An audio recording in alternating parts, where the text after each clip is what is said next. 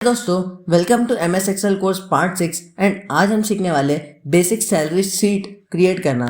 तो यहाँ पे अभी मैंने अपने कुछ एम्प्लॉयज़ का डाटा ले लिया है एंड यहाँ पे अभी अपन ने जो भी अपने एम्प्लॉयज़ है उनकी सैलरी हमें पे करनी है। तो अपन जब एक एम्प्लॉय को सैलरी पे करने जाते हैं तो बहुत सारी चीज़ें रहती हैं जो आपको ध्यान में रखनी होती है एंड इस वीडियो में हम प्रॉपर हर एक चीज़ को देखने वाले हैं। तो यहाँ पे अभी मैंने इन एम्प्लॉयज़ का डेजिग्नेशन दे दिया है। तो इसमें कोई सीईओ है, कोई एचओडी है, कोई मैनेजर है, कोई क्लर्क है, कोई सीनियर मैनेजर है, कोई वर्कर्स है, कोई लोअर मैनेजर है।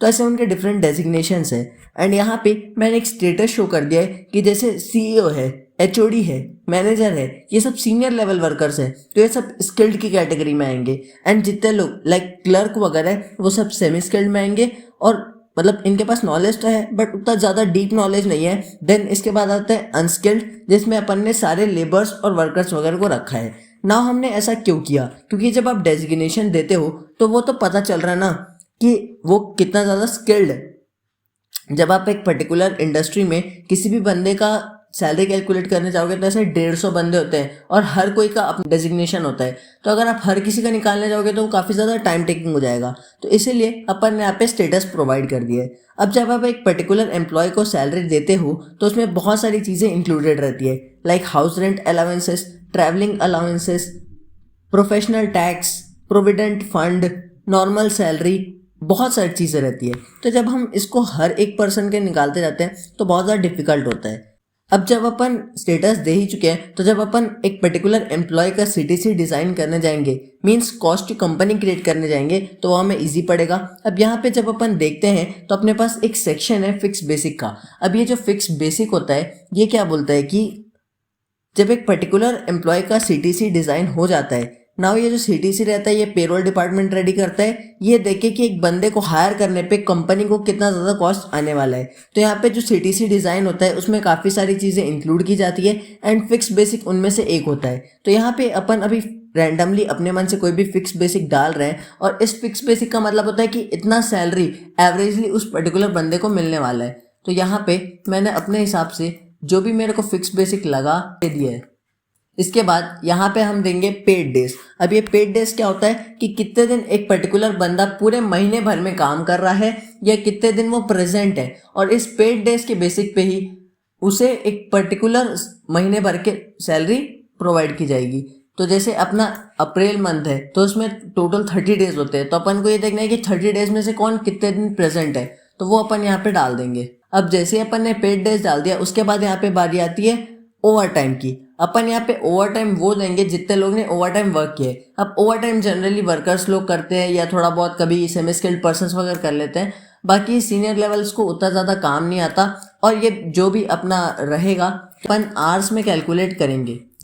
इसके बाद अपन एक और चीज़ कैलकुलेट करना सीखने वाले हैं जिसमें अपन निकालेंगे CM basic, means current month basic. इसमें क्या होता है कि हमारा जो भी फिक्स बेसिक है उसके बेसिस में हम ओवर टाइम और पेड डेज को ऐड करके सीएम बेसिक निकालते हैं। इसके लिए हम एक फॉर्मूला यूज़ करते हैं इक्वल्स टू, फिर ब्रैकेट में अपन जो भी अपना फिक्स बेसिक रहेगा उसको नंबर ऑफ डेज से डिवाइड कर देंगे और ब्रैकेट को मल्टीप्लाई करेंगे पेड डेज से।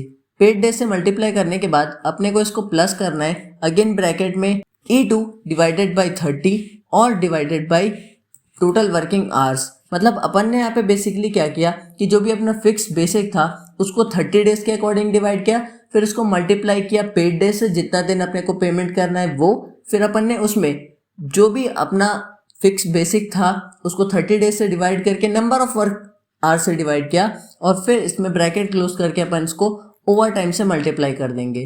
तो इस तरीके से अपना पूरा करंट मंथ बेसिक का फॉर्मूला रेडी होता है। तो करंट मंथ बेसिक का फॉर्मूला बस यही बोलता है कि आपका जो भी एक पर्टिकुलर दिन का फिक्स बेसिक है उसमें आप पेड डेज को मल्टीप्लाई कर दो, साथ ही साथ में उसमें आप जो भी आपका फिक्स बेसिक है एक पर्टिकुलर वर्किंग आवर का उसको मल्टीप्लाइड कर दो ओवर टाइम। तो इस तरीके से आपका ओवरऑल करंट मंथ बेसिक निकल के आ जाएगा। फिर अपने को इसको फिल सीरीज करके सारे जो भी अपने एम्प्लॉयज़ है उसके लिए इसी फॉर्मूला को अप्लाई कर देना है। देन इसके बाद अपन कैलकुलेट करने वाले हैं एचआरए। अब ये एचआरए क्या होता है?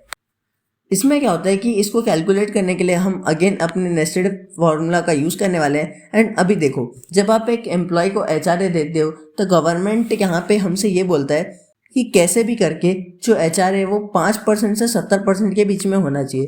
तो हमारा जो स्टेटस है उसके बेसिस में हम ये मान रहे हैं कि जो स्किल पर्सन है उनको अपन 45% HRA देंगे, अगर सेमी स्किल्ड है तो अपन उसको 25% देंगे, एंड अगर वो अनस्किल्ड है तो अपन उसको 10% HRA देंगे। तो इस बेसिस पे अपने को नेस्टेड फॉर्मूला का यूज करके अपना HRA कैलकुलेट करना है। अब HRA कैलकुलेट करने के लिए अपन यहाँ पे देंगे इक्वल्स टू इफ का फॉर्मूला। इफ के फॉर्मूला में अपन जो भी अपना स्टेटस है उसका सेल एड्रेस को सेलेक्ट करेंगे, इसमें इक्वल्स टू डाल के इन्वर्टेड कॉमर्स में अपन देंगे स्किल, और फिर इसकी जो वैल्यू रहेगी, जो वैल्यू इफ ट्रू है वो रहेगी करंट मंथ बेसिक को मल्टीप्लाई करके 45%, देन कॉमा करके अपन इसी फॉर्मूला को कॉपी कर लेंगे एंड इसको यहाँ पे अपन कुछ इस तरीके से पेस्ट कर देंगे। देन अपने को जस्ट वैल्यूज को चेंज करना है, स्किल को सेमी स्किल कर देना है, एंड जो अपना परसेंटेज था उसको 25% कर देना है। अगेन कॉमा पेस्ट, इसको अपने को अब 10% कर देना है, और लास्ट में इसको स्किल्ड को अनस्किल्ड कर देना है। देन अपन इसको क्लोज कर देंगे। क्लोज करने के बाद कर देंगे एंटर, तो अपना HRA कैलकुलेट हो गया। Again fill series. तो इस तरीके से अपना जो HRA था वो कैलकुलेट हो चुका है। नाउ हमें यहाँ पे अगेन नेक्स्ट चीज कैलकुलेट करनी है, दैट इज ट्रैवलिंग अलाउंसेस।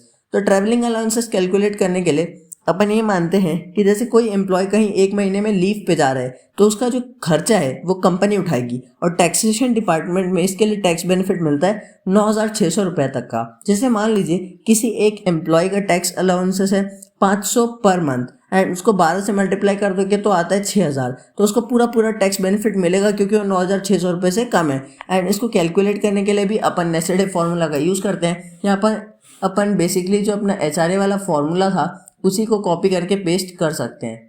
देखो, इसको अपने को पूरे को कॉपी कर लेना है, और कॉपी करके अपने को जस्ट यहाँ ट्रैवलिंग अलाउंसेस वाले एरिया में इक्वल्स टू करके पेस्ट कर देना है। देन अपने को इसमें जो चेंजेस करने हैं वो ये है कि जो भी ट्रैवलिंग अलाउंसेस का टैक्स रेट रहेगा वो काफ़ी ज़्यादा कम रहता है। तो अपन यहाँ पे स्किल्ड के लिए 15% कर देते हैं, इसके लिए 7.5%, और अनस्किल्ड के लिए अपन कर देते हैं 5%, और फिर एंटर। तो अपना ट्रैवलिंग अलाउंसेस भी निकल के आ जाएगा।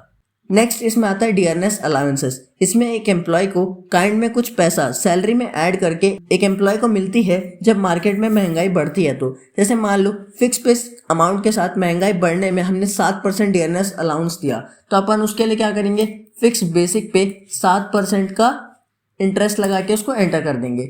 बट यहाँ पे ये वाला फॉर्मूला बेसिकली अभी नहीं चलता। यहाँ पे अपने को क्या करना है, हर महीने का एवरेज निकालना है। तो वो कैसे निकलेगा, कुछ इस तरीके से देखो, जिसमें आपको करंट मंथ बेसिक की जो सैलरी है उसको 2 से डिवाइड करना है, मंथली 2 से डिवाइड करना है, एंड देन उस पूरे को आपको 12 से डिवाइड कर देना है। तो इसका जो फॉर्मूला है वो बन जाएगा is equals to current month basic divided by 2 divided by 12, और फिर एंटर। तो इस तरीके से आपका जो डियरनेस अलाउंस है वो कैलकुलेट होके आ जाएगा। देन अपने को निकालना है ग्रॉस सैलरी। तो ग्रॉस सैलरी कुछ नहीं होता, जस्ट एक सम रहता है जिसमें अपन करंट मंथ बेसिक से लेके HRA, ट्रैवलिंग अलाउंसेस और डियर अलाउंसेस सबको एक साथ ऐड कर देते हैं, और फिर इसको आपको फिल सीरीज कर देना है। अब हमने ग्रॉस सैलरी निकालना सीख लिया है। इसके बाद हमें निकालना है लास्ट में प्रोफेशनल टैक्स और provident fund, and then at last से अपन निकालेंगे नेट सैलरी। नेट सैलरी का फॉर्मूला बहुत सिंपल है, जिसके लिए अपने को ग्रॉस सैलरी में से प्रोफेशनल टैक्स और प्रोविडेंट फंड को माइनस करना है, तो अपनी नेट सैलरी आ जाएगी। अभी अपन देखते हैं कि अपन प्रोविडेंट फंड कैसे निकालते हैं। तो अब यहाँ पे अपन समझते हैं कि PF क्या है। तो PF एक एक्ट के अकॉर्डिंग गवर्नमेंट ने 1956 में पास किया था, जिसके अकॉर्डिंग गवर्नमेंट ये कहता है कि अगर कोई बंदा कुछ अर्न कर रहा है तो एक फिक्स अमाउंट उसके सैलरी का गवर्नमेंट के अकाउंट्स में शो होना चाहिए, एंड जब वो बंदा रिटायर होता है या जब भी वो चाहे after 6 months of making his PF वो उसको विड्रॉ कर सकता है, और उसके PF में जितना भी पैसा होगा वो ट्रांसफ़र कर दिया जाएगा। नेक्स्ट यहाँ पे कुछ क्राइटेरियाज भी रहते हैं। अगर आप 15,000 रुपये से ज़्यादा अर्न करते हैं तो एक फिक्स अमाउंट 1,800 रुपये आपके अकाउंट से डिडक्ट होकर सेंट्रल गवर्नमेंट के PF डिपार्टमेंट में जमा होता है, एंड सिर्फ आपके तरफ से ये 1,800 नहीं जाएगा, बल्कि जो आपका एम्प्लॉयर है, मीन्स जो आपको पेमेंट कर रहा है, वो भी अपने तरफ से आपके अकाउंट में 1,800 रुपये कंट्रीब्यूट करेगा। इसके बाद अगर आपकी सैलरी अंडर 15 के है तो उस टाइम में आपके सैलरी का 12% उस PF डिपार्टमेंट में जाके सेव होगा, जिसमें दोनों भी एम्प्लॉयर और एम्प्लॉय इन दोनों का कंट्रीब्यूशन होगा। और जब आप एक पीएफ को विड्रॉ करते हो तो गवर्नमेंट आपको 9% इंटरेस्ट एनुअली पे करता है उसके ऊपर। अब जब हम इसका कैलकुलेशन करते हैं तो अपन यहाँ पे नेस्टेड इफ फॉर्मूला का यूज़ करने वाले हैं, जिसके लिए अपन यहाँ पे डालेंगे इक्वल्स टू इफ डालने के बाद हमें यहाँ पे जो अपना फिक्स्ड बेसिक था उसके ऊपर ग्रेटर देन लगा के 15,000 देना है, और इसका जो वैल्यू इफ ट्रू है वो आएगा 1800 रुपये। फिर अपने को कॉमा करके इसी फिक्स बेसिक को 12% देना है इफ लेस देन रहेगा तो। अब अपने को कर देना है इस ब्रैकेट को क्लोज एंड एंटर, तो अपना जो पीएफ का अमाउंट था वो निकल के आ जाएगा एंड अपने को इसमें फिल सीरीज करके फिल कर देना है। तो इस तरीके से अपना पीएफ कैलकुलेट होता है। नाउ देखते हैं प्रोफेशनल टैक्स। प्रोफेशनल टैक्स भी एक टाइप की फीस होती है जो स्टेट गवर्नमेंट आपसे आपकी सैलरी और फीस के बदले में चार्ज करती है। अगर आपकी सैलरी 10,000 से ज़्यादा है तो 200 रुपये पर मंथ होती है। इसमें फरवरी में आपको 300 रुपये पे करना पड़ता है, क्योंकि उसमें आपको 28 दिन का जो महीना रहता है उसके बदले में 30 दिन की सैलरी मिल रही होती है। एंड मैक्सिमम साल भर में 25 रुपये एज प्रोफेशनल टैक्स एक बंदे से स्टेट गवर्नमेंट चार्ज कर सकती है। देन नेक्स्ट इसमें आता है इसका कैलकुलेशन क्राइटेरिया। तो अगेन अपन यहाँ पे नेस्टेड इफ फॉर्मूला का यूज़ करने वाले हैं। अपन पहले डालेंगे ब्रैकेट में और फिर cross salary if greater than 10,200 rupees. अगर क्रॉस सैलरी 7,500 के ऊपर है तो 175 रुपये, और अगर उससे कम है तो 1 भी रुपये आपको पे नहीं करना है। फिर अपने को इसको ब्रैकेट को क्लोज कर देना है और कर देना है एंटर। तो अपना जो प्रोफेशनल टैक्स है वो भी निकल के आ जाएगा और अपने को करना है इसको एंटर। तो इस तरीके से अपन ने यहाँ पे अपना provident fund, professional tax, gross salary, dearness allowance, travelling allowances, house rent allowances, current month basic, सारी चीज़ें निकाल ली है। अब एट लास्ट हमें निकालना है नेट सैलरी, जिसके लिए अपन एक बहुत ही सिंपल फॉर्मूला यूज़ करने वाले हैं। ग्रॉस सैलरी माइनस ब्रैकेट में आप ले सकते हो professional tax plus provident fund, and then आपको करना है इसको एंटर। तो आपका जो नेट सैलरी है वो निकल के आ जाएगा। तो इस तरीके से आपकी जो पूरी एक बेसिक सैलरी शीट है वो रेडी हो जाती है। तो दोस्तों बस यार इस कोर्स के आज के पार्ट में बस इतना ही।